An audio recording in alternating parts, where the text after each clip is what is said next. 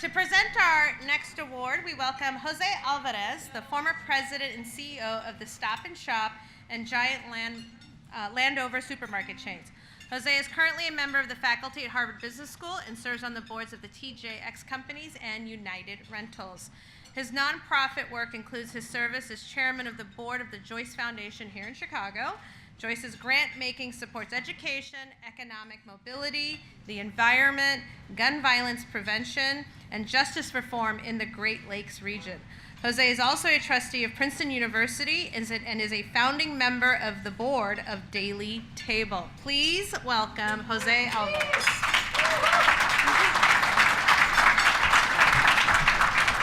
Good evening. Alpana, thank you very much for the kind introduction. I met our next honoree, Doug Rauch, almost a decade ago.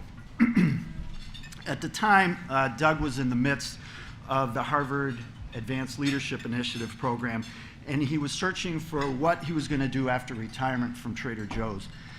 Because our companies were fierce competitors, Doug and I had never spoken before. But after just a few minutes of meeting with Doug, I knew that I'd come across someone who was truly special. Here was a man who spent his entire working life in the most rough and tumble, low-margin industry known to man, yet he exuded compassion, integrity, and a vision like few people I had ever met. I knew from our first conversation that Doug was going to do something that was truly transformative in his retirement. Eventually, Doug came up with a big, hairy, audacious idea to create what he called a healthcare initiative masquerading as a grocery store. Something that would provide the convenient, affordable nutrition that America's low-income communities so desperately needed, as Shirley was talking about a little while ago. Something that would also be delivered with a healthy dose of dignity and respect.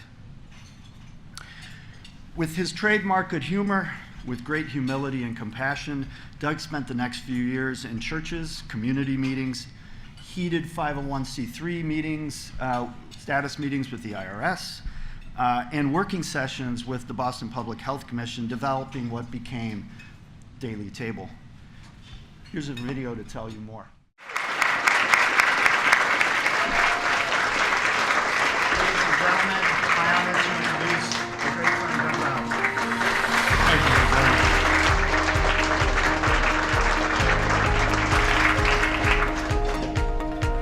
Well, thank you, first of all, for that very warm introduction. And it is truly humbling and intimidating to be up here after several of the previous award winners that are so inspiring.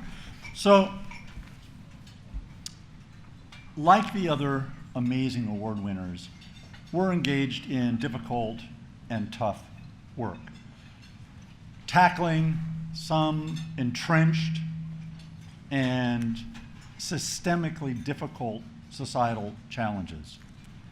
What gives us the inspiration, the commitment, and the strength to carry on this work, as I'm sure is true with our other award winners, are the people we touch. It's our customers and the stories they tell and the experiences they share with us every day.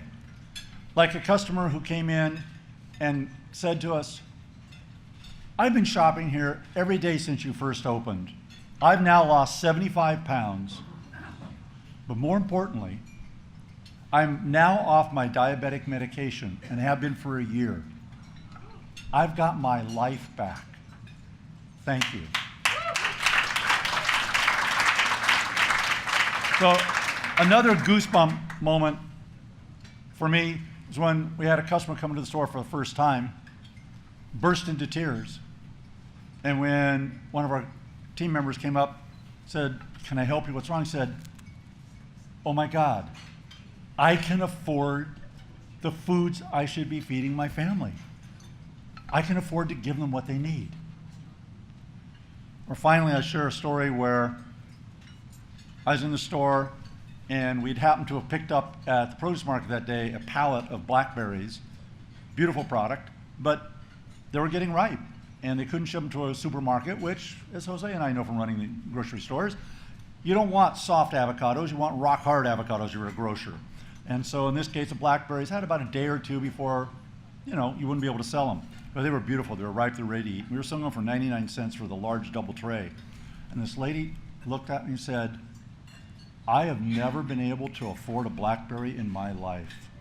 She was a mother, and she said, my kids are eating blackberries tonight. So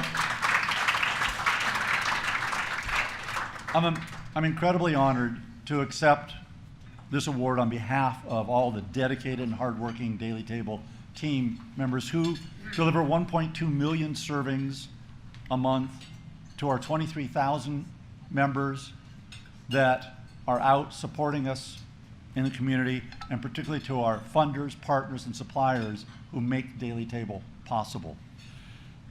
I want to express a profound thank you to the James Baird Foundation for the courage they have for honoring not Daily Table, but some of these other amazing honorees. And particularly for the efforts in honoring Daily Table in bringing forth this need for affordable nutrition for everyone, including the 41 million Americans who are food insecure. So thank you.